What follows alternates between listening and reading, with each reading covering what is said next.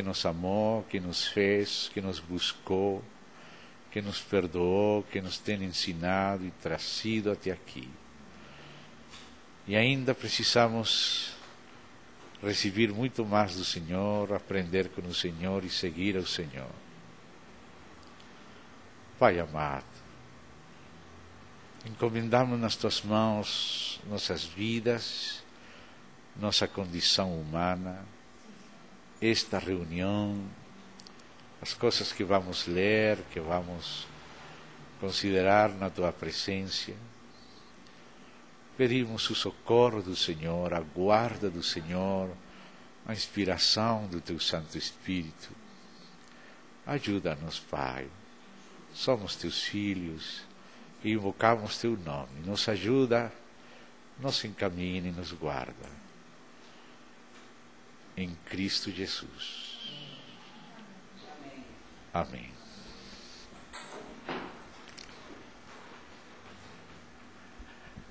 O tema que os irmãos pediram que tratássemos ontem não estava no meu coração.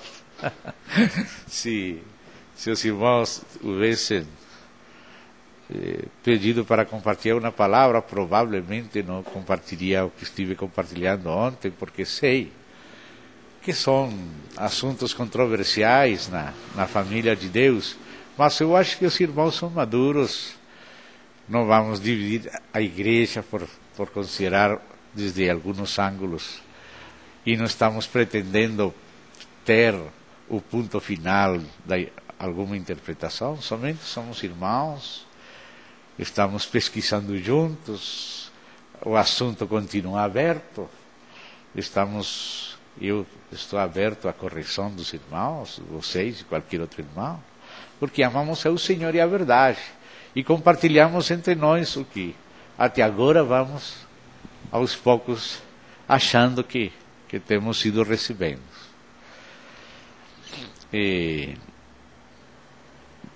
Mas me dou conta que muitas vezes o Senhor me coloca nessas situações assim. Não só aqui, em outros lugares, meu Deus. E às vezes é difícil quando você pensa um pouquinho em algumas poucas coisas diferentes de outros servos de Deus, e de servos de Deus sérios, muito respeitados, que eu mesmo respeito. Mas nestas coisas temos que ser honestos, temos que ser sinceros e falar com retidão até onde temos podido pesquisar e ainda continuar abertos a aprender mais e correção.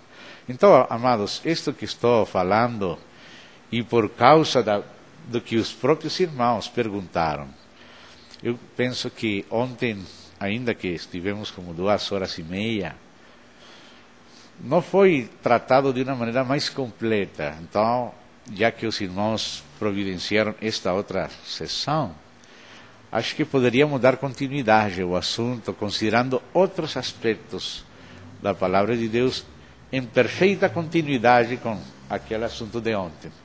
Então, como falei, para certas perguntas é melhor ler,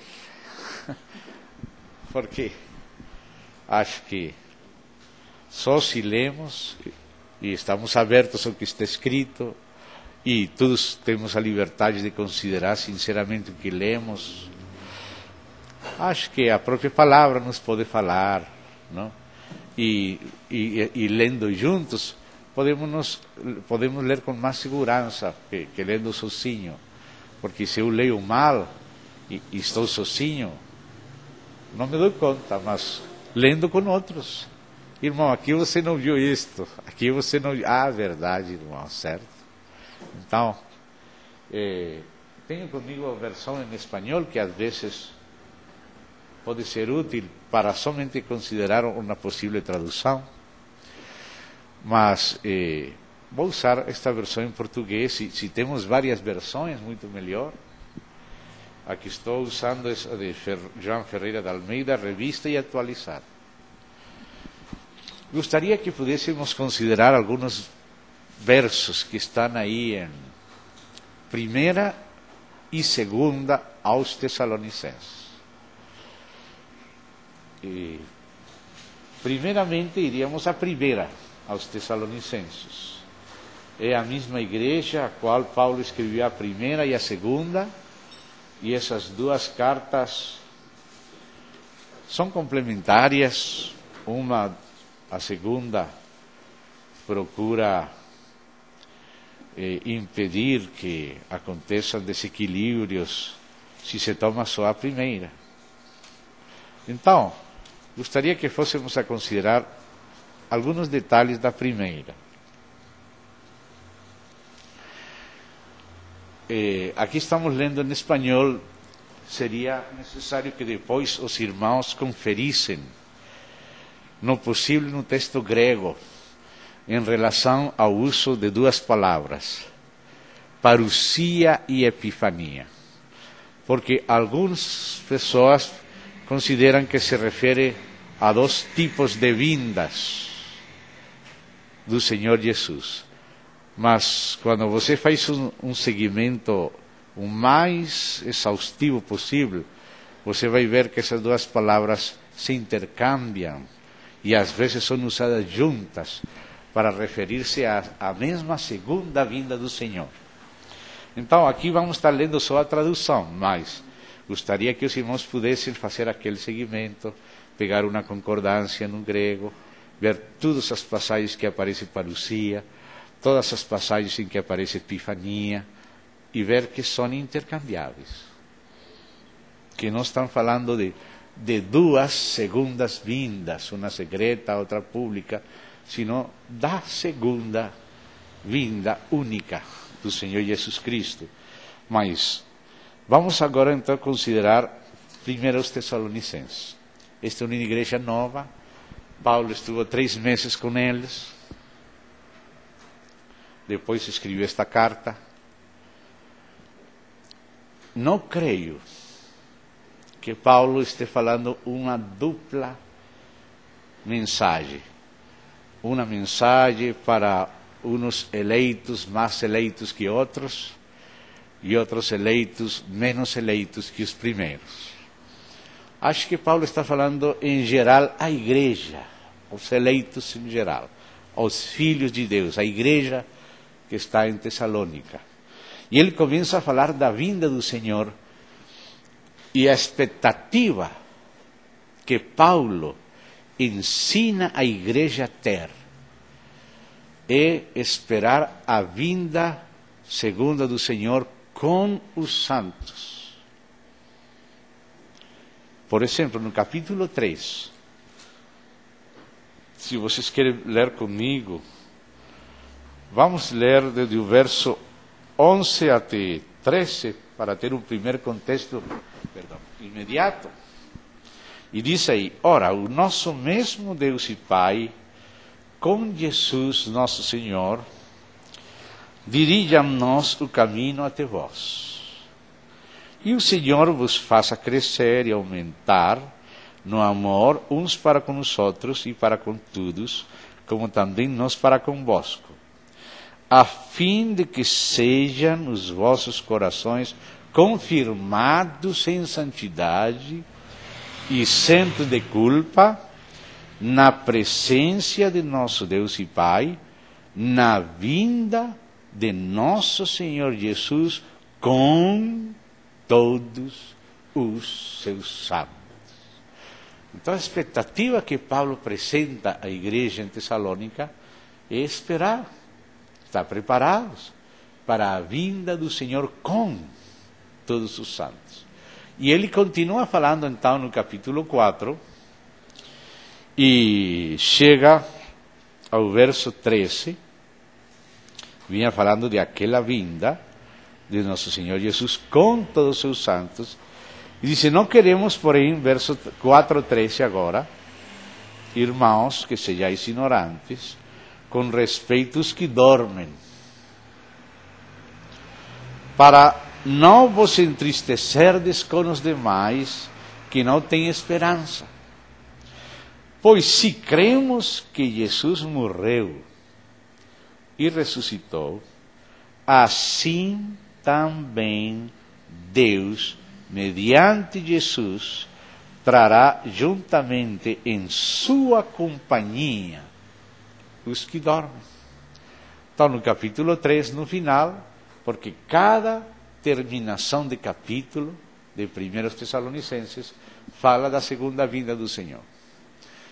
E terminou o capítulo 3 falando da vinda com todos os santos, e agora fala que Deus vai trazer com Jesus os que dormem nele. Então, a vinda dos santos em companhia de Jesus na ressurreição, essa vinda de Jesus com os santos, porque aqueles santos que morreram antes de nós estão descansando no paraíso, debaixo do altar, esperando ser chamados dos extremos dos céus para vir a tomar seus corpos na terra. Então ele continua falando disso mesmo e diz: ora, ainda vos declaramos por palavra do Senhor, ou seja, é uma lembrança de um ensino oral do Senhor, que esta carta tão antiga, que junto com Gálatas são as cartas mais antigas de Paulo, e propriamente quase com Tiago do Novo Testamento, e então ele está lembrando uma tradição oral que está repetindo, e ele diz: os declaramos por palavra do Senhor isto. Nós, os vivos, os que ficarmos até a vinda do Senhor, de modo algum precederemos os que dormem. Ontem estivemos fazendo encapié nessa frase. De modo algum precederemos os que dormem. Ou seja, nenhum vivo vai preceder os que dormem. E os que dormem vêm com o Senhor Jesus na vinda do Senhor Jesus com todos os santos. Ele vem falando no mesmo capítulo em continuidade. Não podemos separar o fio da conversa de Paulo. E sigue falando: porquanto o Senhor mesmo, dada a sua palavra de ordem, ouvida a voz do arcanjo, ressoada a trombeta de Deus, descerá dos céus, e os mortos em Cristo ressuscitarão primeiro. Então, quando fala, de modo nenhum precederemos os que dormem, e os mortos ressuscitarão primeiro, como vamos colocar um arrebatamento anterior à ressurreição dos mortos? Que no contexto é a vinda dele com os que dormiram nele, que é a vinda dele com os santos.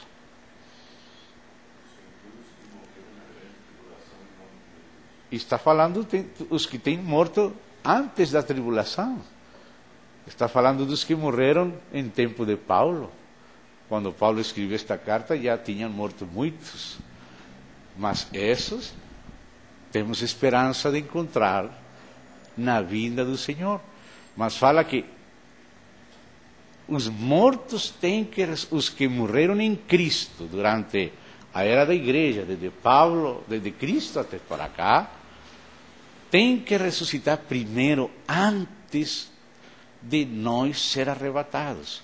Paulo não está ensinando um arrebatamento anterior à ressurreição à igreja. E ontem lembrávamos Apocalipse 20, que fala que a primeira ressurreição é aquela da qual participarão os decapitados por causa de Jesus, os que não receberam a marca da besta nas suas mãos, nas suas frentes. E aqui ele sigue falando e diz: depois dos que ressuscitam primeiro, nós, os vivos, os que ficarmos. Paulo estava esperando, ele mesmo, sendo um apóstolo fiel, ser transformado depois da ressurreição dos que dormem, não antes. E fala: de modo nenhum precederemos os que dormem, ele incluído. Então ele não está fazendo uma separação de crentes. E disse: depois nossos vivos, os que ficarmos, seremos arrebatados juntamente com eles, entre nuvens, para o encontro do Senhor nos ares. E assim estaremos sempre para com o Senhor. Paulo não ensinava um arrebatamento anterior. Consolai-vos, pois, uns aos outros com estas palavras. Irmãos, relativamente aos tempos e às épocas, não há necessidade de que eu vos escreva, pois vós mesmos estáis inteirados com precisão de que o dia do Senhor, ele vem falando desse dia, desde o capítulo 3 vem falando da vinda do Senhor com todos os santos, de que Deus trará com Jesus os que dormem nele, que não precederemos os que dormem, que os mortos em Cristo ressuscitarão primeiro, então os vivos, juntamente com eles, seremos arrebatados para receber o Senhor no ar. E nessa mesma linha de pensamento, fala, o dia do Senhor vem como ladrão de noite, quando andarem dizendo, a vinda como ladrão implica destruição repentina. Algunos falam que a vinda como ladrão é secreta, mas ontem limos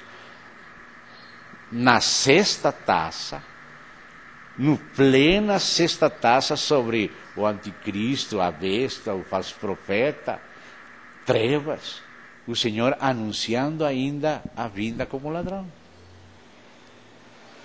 E o anjo falando para João, no final do capítulo 15 do Apocalipse, que ninguém pode entrar no templo até se cumprirem as 7 taças da ira. E agora fala aqui o dia como ladrão, que alguns têm como uma segunda vinda secreta antes da segunda vinda. Mas Paulo, desde o começo, está falando da vinda com os santos, continua falando e agora continua falando, dizendo que é vinda como ladrão. E diz, pois vós mesmos estáis inteirados com precisão de que o dia do Senhor vem como ladrão de noite, quando andarem dizendo paz e segurança, eis que lhes sobrevirá repentina destruição. Então ele fala no contexto da vinda como ladrão de repentina destruição, do mesmo jeito que o 3º capítulo de 2 Pedro fala que no dia da vinda como ladrão, os céus serão encendidos, os elementos serão queimados, no dia no qual o Senhor venha como ladrão. Então, depois, ele tive, uns meses depois, que escrever a segunda carta. E na segunda carta aos Tessalonicenses, desde o capítulo 1, ele junta a retribuição para os crentes e a retribuição para os incrédulos. E se vocês podem fazer o seguimento na Bíblia, para ver se eu estou lendo mal, vocês me têm que corrigir. Mas eu rogo vocês fazer a leitura na Bíblia. Vamos lendo juntos. Vou ler desde o verso 3, capítulo 1, desde o verso 3. Irmãos, cumpre-nos dar sempre graças a Deus no tocante a vós outros, os mesmos Tessalonicenses de uns poucos meses atrás. Como é justo, pois a vossa fé cresce sobremaneira e o vosso mútuo amor de uns para com os outros vai aumentando, a tal ponto que nós mesmos nos gloriamos de vós nas igrejas de Deus, à vista da vossa constância e fé em todas as vossas perseguições e nas tribulações que suportais. Durante toda a história da igreja, o normal na vida da igreja são as tribulações. E por causa das tribulações que o mundo traz para a igreja, Deus vai trazer tribulação para o mundo, como fala aqui.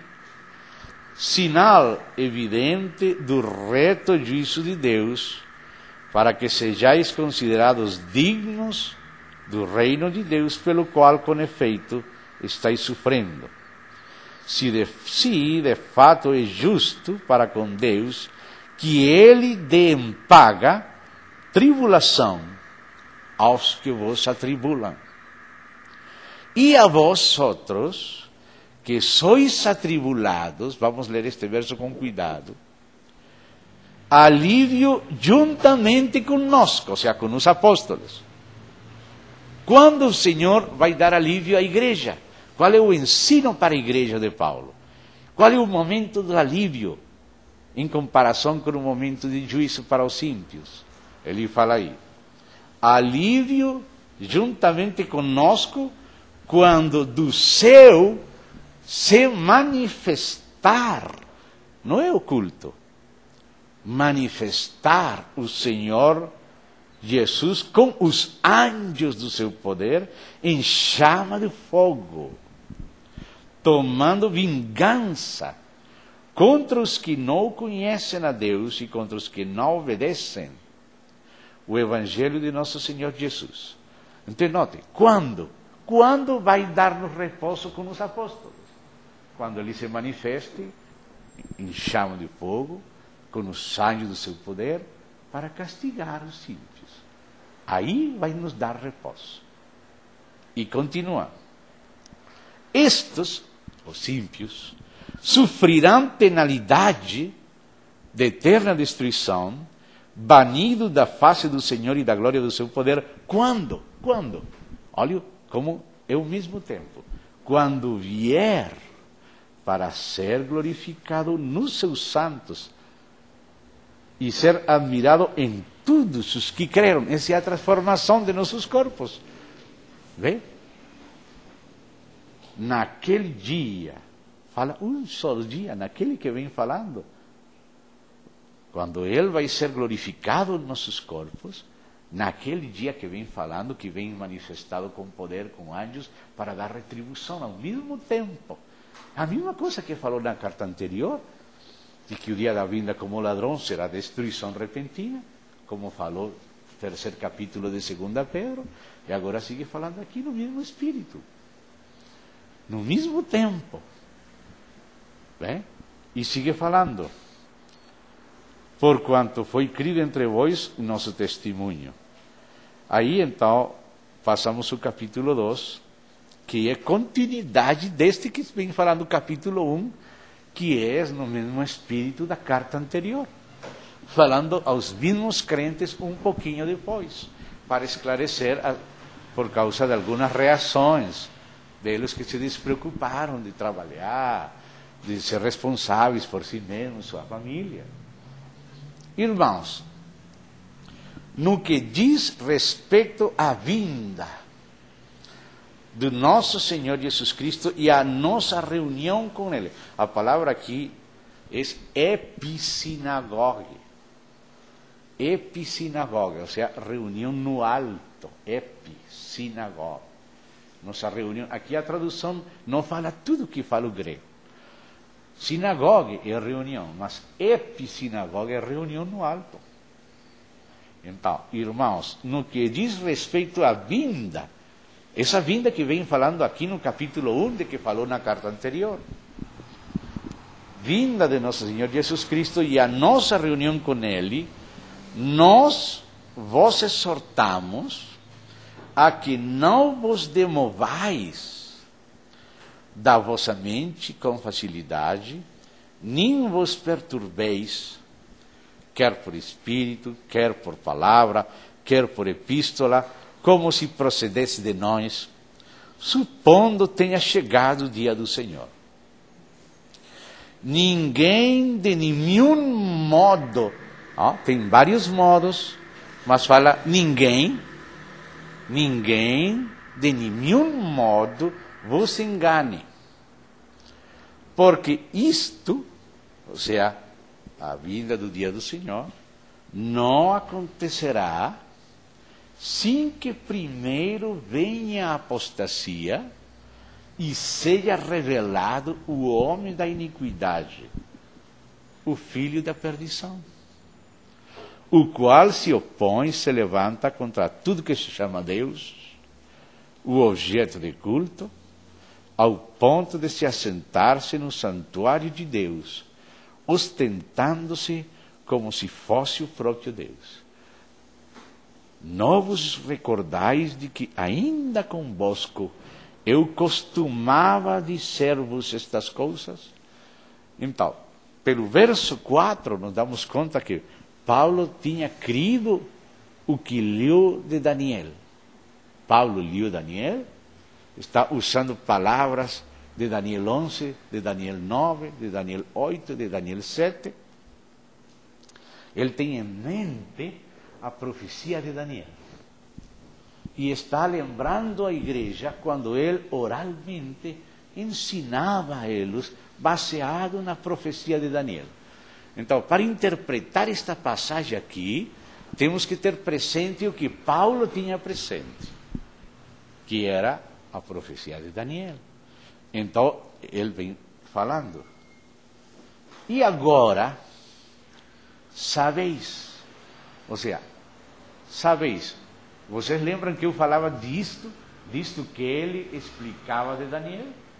Então, o que vai falar agora é a continuidade, é uma lembrança sem menção, por causa que a carta circulava no Império Romano.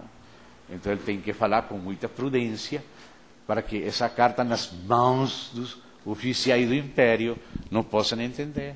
Mas os crentes que ouviram a exegese de Daniel, feita por Paulo, que incluía a história futura de Roma e a queda de Roma, que não podia falar publicamente, então ele fala cripticamente. E ele diz, e agora sabeis porque eu falava a vocês destas coisas, do que fala Daniel. E agora sabeis o que o detém. Assim não se fala do Espírito Santo, com minúscula. O que o detém? Por que ele vai ocultar o Espírito Santo? Não. Para que ele seja revelado somente em ocasião própria. Porque, se você vê de que estava falando Daniel, está falando da ocasião própria de cada império. Enquanto estava a Babilônia na sua ocasião própria, não podia subir Média e Pérsia. Mas quando chegou a hora de subir Média e Pérsia, então Babilônia saiu do meio e chegou à ocasião própria de Média e Pérsia. Enquanto estava Média e Pérsia, aquele príncipe de Pérsia, não podia aparecer Grécia. A ocasião própria de Grécia estava no futuro. Mas quando aquele anjo de Pérsia foi derrubado, o Império Persa caiu e veio o Império Grego. Enquanto estava o Império Grego, estava na ocasião própria, não era a hora ainda do Império de Roma. Mas Roma tuvo seu próprio tempo. Agora Paulo está escrevendo no tempo de Roma. E Paulo tem presente Apocalipse. Ele sabe que aquela quarta besta, que é Roma, vai produzir 10 chifres, dentre os quais vai brotar aquele chifre blasfemo que é o anticristo, aquele filho de perdição que ele está pensando aqui, que ele falou aqui, que se vai sentar no templo de Deus como Deus. Mas a ocasião própria daquele filho de perdição é depois de Roma. Mas como vai escrever Paulo uma carta pública dizendo que o Império de Roma vai acabar? Que agora vai vir outro império diferente. Então ele está falando cuidadosamente. Vocês lembram que eu explicava isto daquele Nico? Se lembra? Então vocês sabem que o que está detendo. Os cristãos primitivos sabiam isso. Se você lê aquele escrito de Tertuliano, o apologético de Tertuliano, que está defendendo os cristãos da perseguição dos imperadores romanos, ele diz, nós os cristãos oramos pelos imperadores para que o Império de Roma esteja estabelecido, porque nós sabemos que quando Roma caísse, virá o anticristo. Assim pensavam os cristãos primitivos. Se você lê a Didaquê, do século I, tem o mesmo pensamento da tradição primitiva do cristianismo. Então aqui você vê a Paulo falando isso. Com efeito,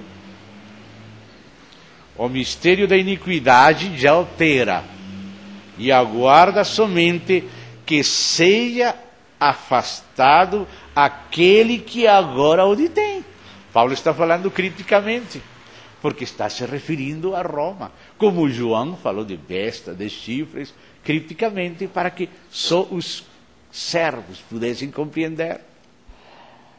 Ele não está falando abertamente, mas ele está falando na base de Daniel. Então ele diz aí, aguarda somente que seja afastado aquele que agora o detém. Enquanto está Roma, na sua ocasião própria, não pode aparecer ainda o anticristo.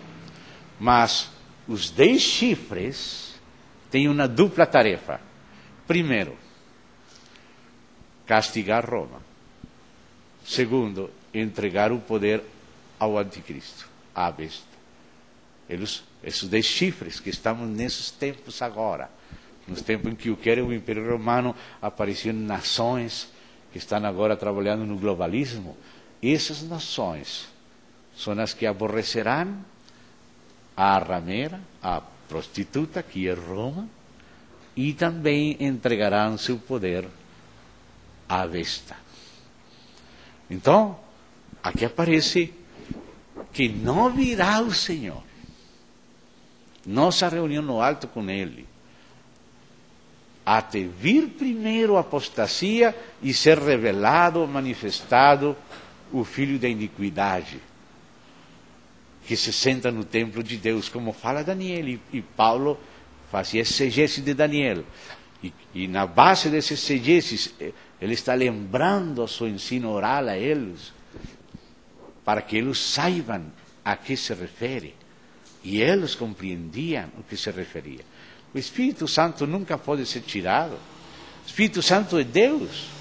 E Deus é onisciente. Ainda no Hades, no Seol, está o Espírito. O Salmo 139 diz: onde vou fugir do teu Espírito? Ainda se fosse para o fundo do Seol, lá o Senhor está. Ele não pode ser tirado, não se pode falar do Espírito Santo ser tirado.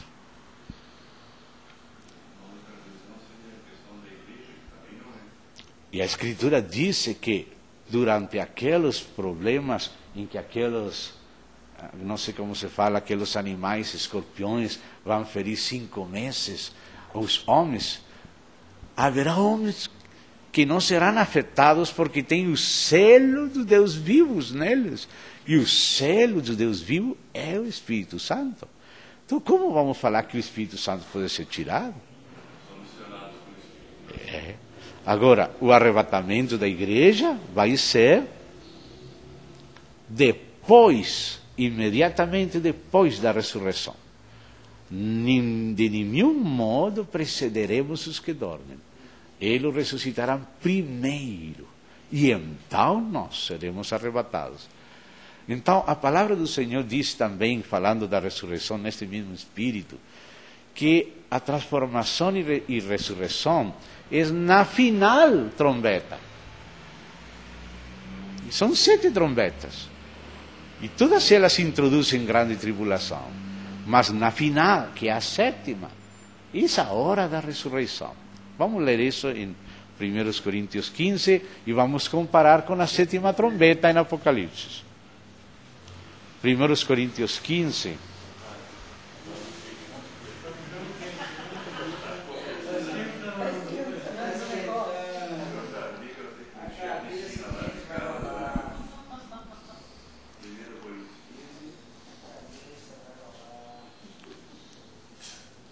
Versos 51 e 52. Eis que vos digo o mistério, nem todos dormiremos, mas transformados seremos todos. Quantos? Todos. Oh, amados, olha aqui. Não fala que uns e outros.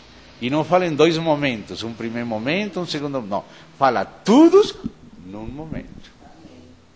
No momento, no abrir e Quantos momentos? Quantos? Todos. Todos num momento. Então, onde vamos tirar 2 momentos, arrebatamento parcial?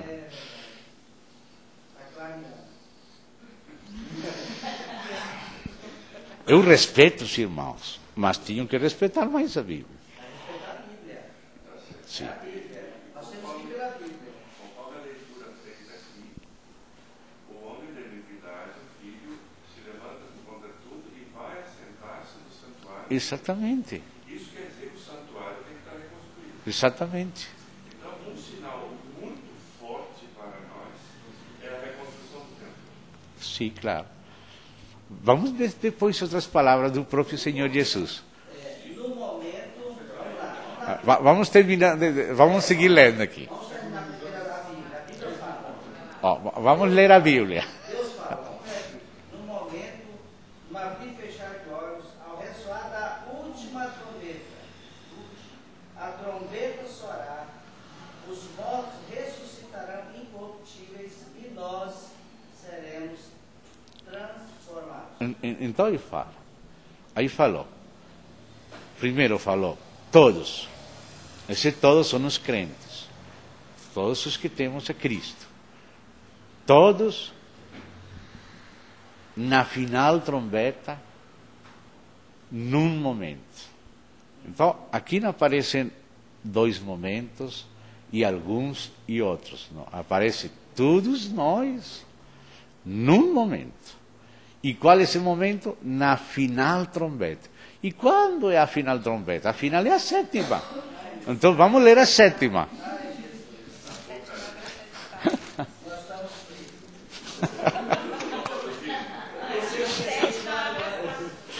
A questão que originou essas visões de pré-tribulação, pós-tribulação, porque isso aí tem as suas origens. Sim. Porque passaram a fazer uma interpretação dividindo a palavra arrebatamento como se for uma palavra e a palavra segunda vinda como se fosse outra. Estas duas palavras, o senhor as conhece no grego, porque é isso da parousia e da epifania. Essas duas palavras são essas duas? Não estão misturadas. E agora vamos ver outros versos que falam que o arrebatamento é na segunda vinda. Para não fazer diferença. Então, vamos no capítulo,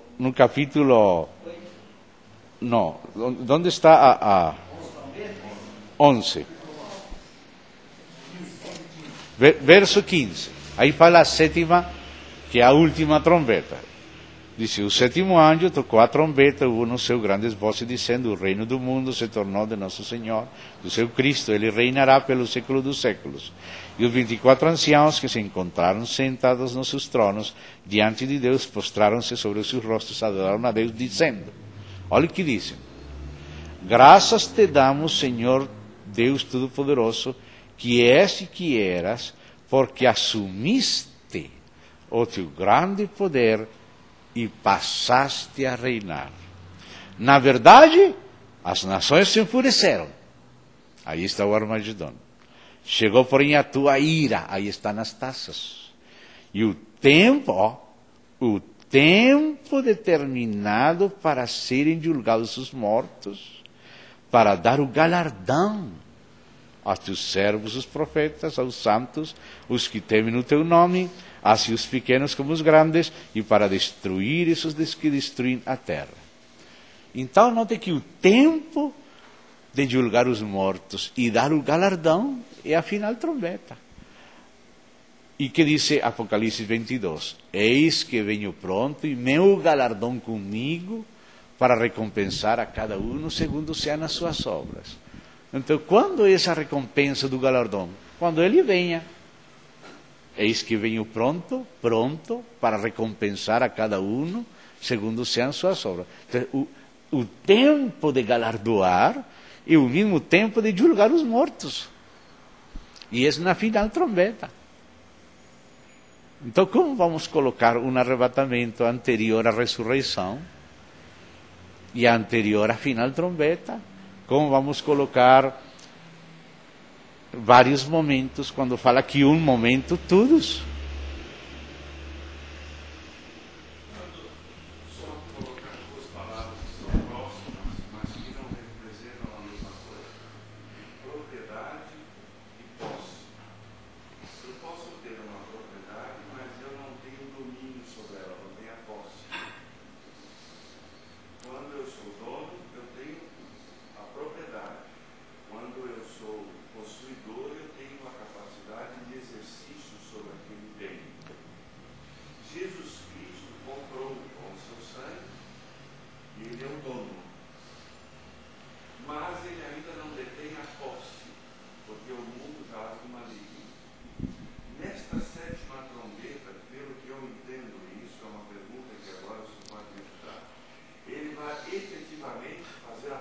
Exatamente. Exatamente. Se o arrebatamento fosse antes, ele estaria tomando posse antes da última trombeta.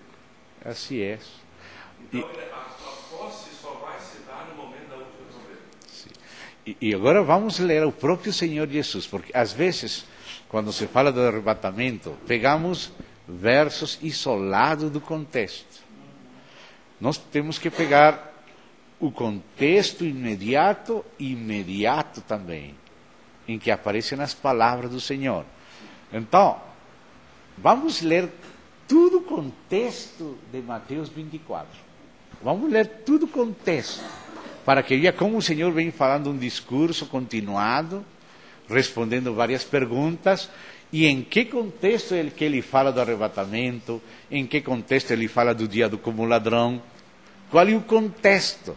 Porque quando nós pegamos esses versos isolados e os colocamos num contexto que nós fabricamos, estamos isolando o contexto no qual Jesus falou. Então, vamos ler a Jesus.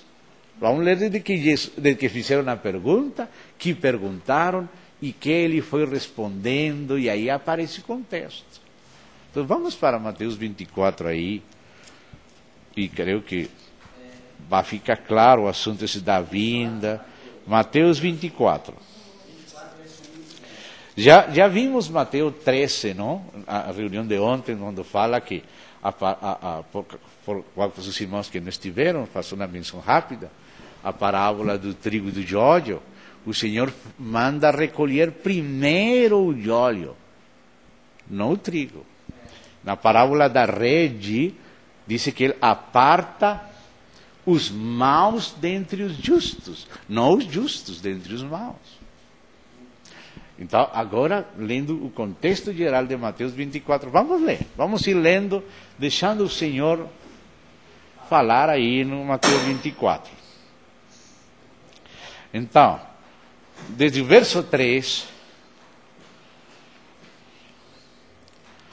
bom, ele tinha falado aqui no final do 23, no começo do 24, o que aconteceria com Israel, não? Com o templo que seria destruído, que não ficaria pedra sobre pedra, obrigado, que não ficaria pedra sobre pedra. E nesse contexto, depois de que ele falou aquelas coisas, é que ele lhe faz esta pergunta. 24:3. No Monte das Oliveiras, achava-se Jesus assentado quando se aproximaram dele os discípulos. Em particular, note que os que perguntam são os discípulos. E lhe pediram: dize-nos quando sucederão estas coisas, ou seja, aquele assunto de Jerusalém, destruição do templo. Outra pergunta: e que sinal haverá da tua vinda e da consumação do século? E ele lhes respondeu: veja que ninguém vos engane, porque virão muitos em meu nome, dizendo: eu sou o Cristo, e enganarão a muitos. Isso já aconteceu. Acabo de vir de Paraguai de ter que enfrentar um deles.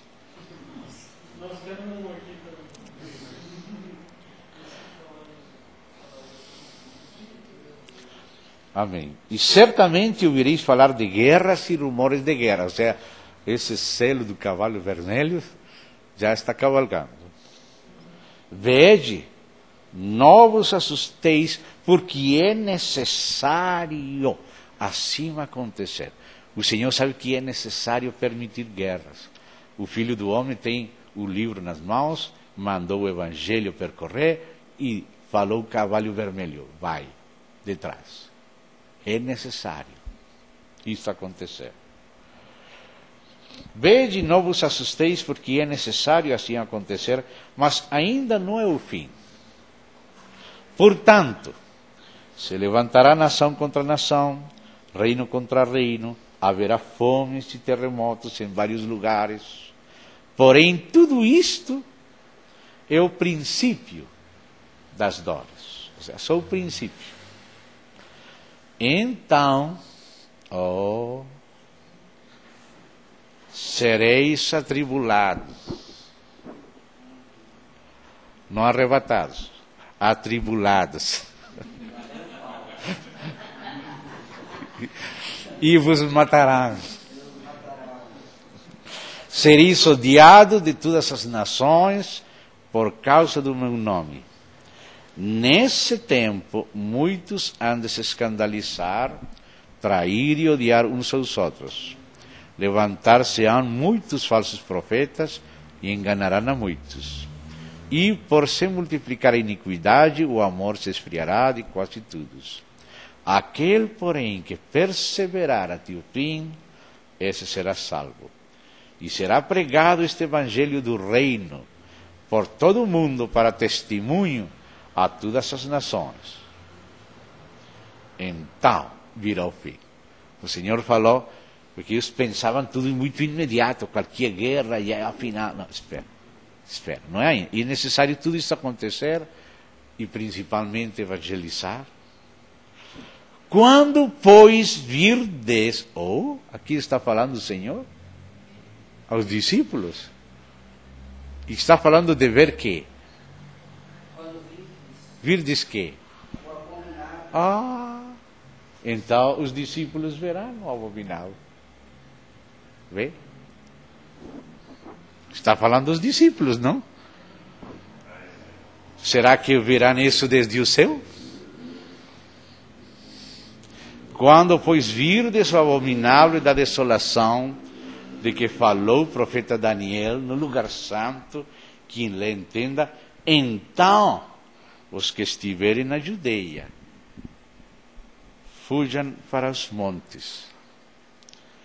Quem estiver sobre o eirado não deixa tirar da casa alguma coisa, e quem estiver no campo não volte atrás para buscar a sua capa. Ai das que estiverem grávidas e das que amamantarem naqueles dias.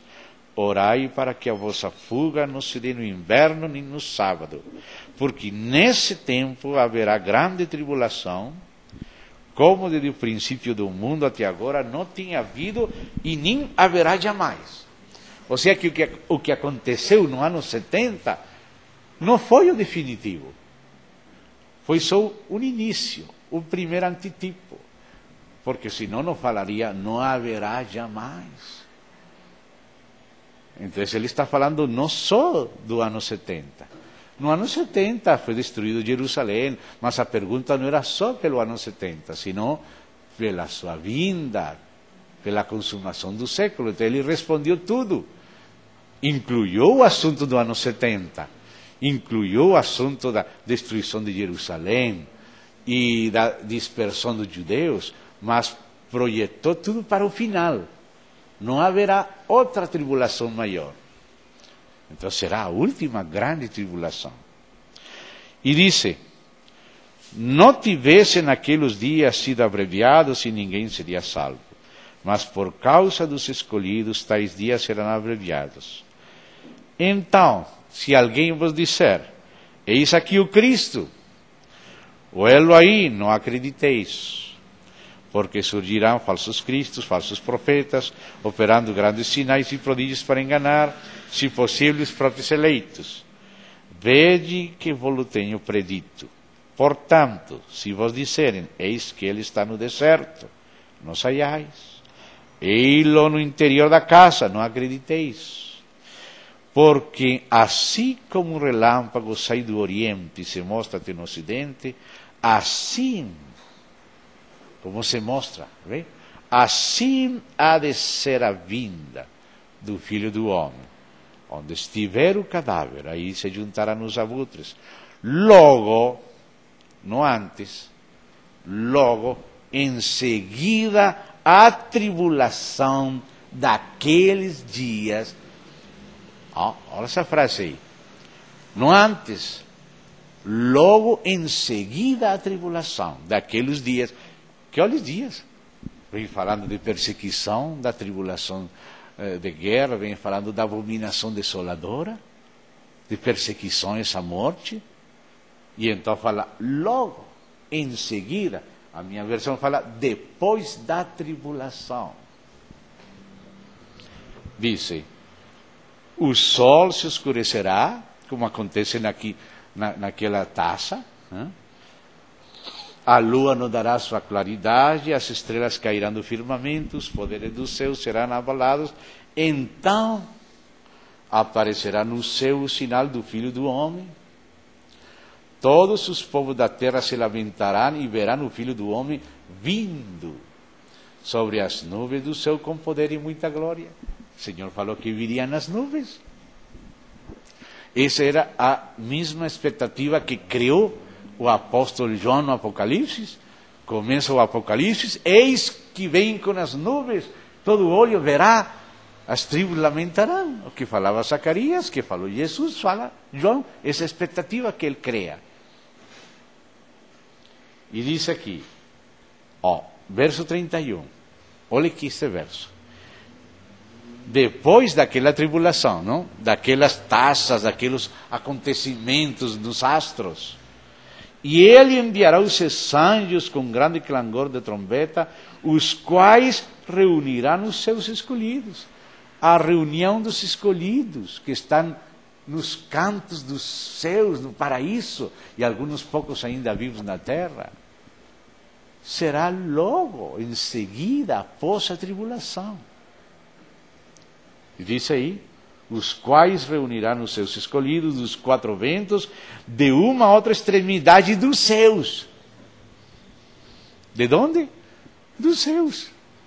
Do terceiro céu, que é o paraíso. Segundo os Coríntios 12. Então diz aí, aprendei, pois, esse pois é muito importante. O que vai falar a continuação, a parábola que vai dizer, é em relação com o que vem falando até aqui. Por isso coloca a palavra pois. Se fosse algo sem relação nenhuma, não falaria pois. Aprendei, pois, a parábola da figueira. Quando já os seus ramos se renovam e as folhas brotam, sabeis que está próximo o verão. Assim também vós. Ou seja, que os santos virão brotar a figueira. Não estarão escondidos. Verão a abominação e verão a figueira. E diz: quando vieres estas coisas, sabeis que está próximo às portas. Em verdade, vos digo que não passará esta geração sem que tudo isto aconteça. Tanto a primeira geração que viu Jesus, falando isto no ano 70, viram cumprir a primeira parte. E os que vejam de novo a geração de Israel de volta e a abominação desoladora, essa mesma geração verá isto.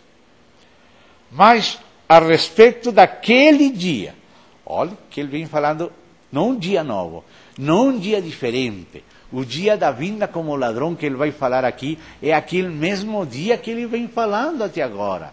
Logo a tribulação daqueles dias, a abominação desoladora, a perseguição. Ele vem falando no mesmo contexto, ele não mudou de assunto. Pois, é a continuidade.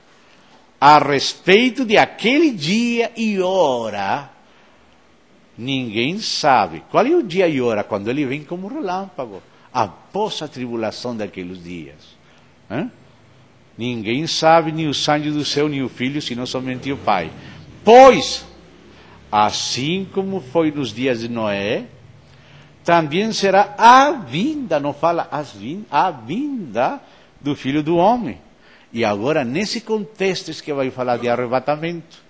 Porque, assim como nos dias anteriores o dilúvio, comiam e bebiam, casavam, davam-se em casamento, até o dia em que entrou Noé na arca, e não o perceberam, senão quando veio o dilúvio os levou a todos, assim será também a vinda do Filho do Homem. Então, não tem o arrebatamento quando é? Na vinda do Filho do Homem, após a tribulação daqueles dias, que vem de Oriente e Ocidente. Esse é o contexto da vinda como ladrão. E esse é o contexto do arrebatamento. Então, não antes, então dois estarão no campo. Um será tomado e deixado o outro. Duas estarão trabalhando num moinho, uma será tomada e deixada a outra. Portanto, vigiais, porque não sabeis em que dia vem o vosso Senhor. Mas considerai isto: se o pai de família soubesse a que hora viria o ladrão, vigiaria e não deixaria que fosse arrombada a sua casa. Por isso, ficai também vós apercebidos, porque a hora em que não cuidais, o Filho do Homem virá. Então, vocês veem que ele está falando em continuidade. Se nós pegamos isolado o arrebatamento, isolado dia como ladrão, isolado vinda com os santos, nós podemos isolar pedaços e colocar isso num outro contexto. Mas quando você lê o contexto que vem do começo, já acho que na consciência não tem tanta liberdade. Eu não tenho liberdade de tirar isto aí. Porque ele falou pois, falou então, falou logo após a tribulação, virdes. Bem, então, amados, não sei como vocês veem isso aqui. Naqueles textos do Apocalipse que são tratados a respeito daquelas diversas pragas que ocorrem, em que é morto um terço da população, a água do mar, os peixes do mar, aquela coisa toda, nos dá a impressão de uma mortandade muito grande. Exatamente, irmão. Isso representa que haverá, apesar de uma grande mortandade no mundo e de evidências de grande dano na natureza, Exatamente. haverá um número remanescente ainda grande de pessoas. Sim, claro. E ainda vão se casar, se dar para o casamento. Exatamente, porque aí... Está trabalhando no campo. Sim, porque você pode ver, quando fala quando fala do quarto cavalo, no quarto selo, aí fala de uma porcentagem. Vamos ver, por exemplo, a porcentagem. Não? E depois fala na trombeta de outra porcentagem. E depois de uma outra. Então, você pode ver que a humanidade vai ser reduzida grandemente.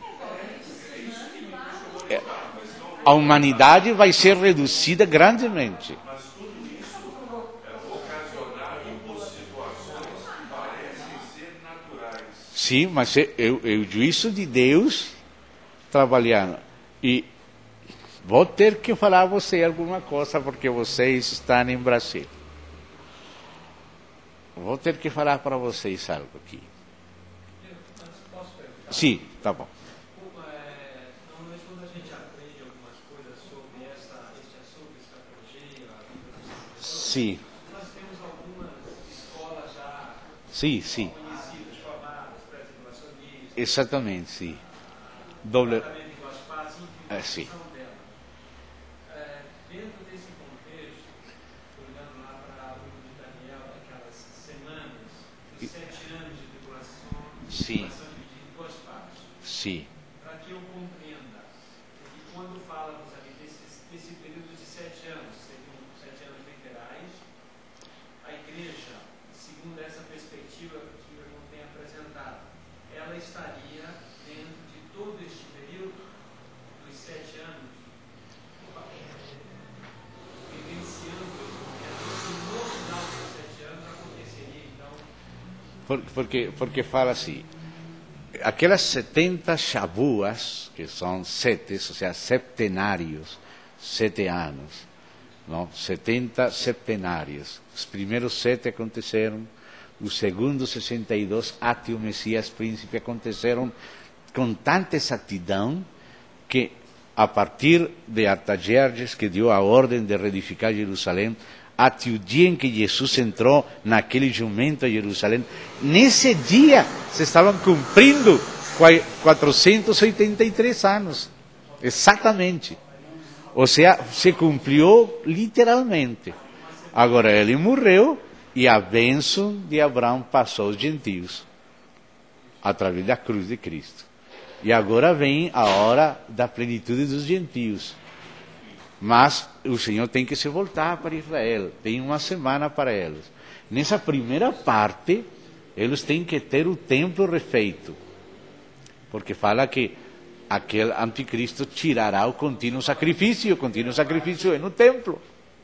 Então, a primeira parte é aqueles pactos, parece um ecumenismo, vai trazer a paz entre judeus, árabes, cristãos e tudo, bem?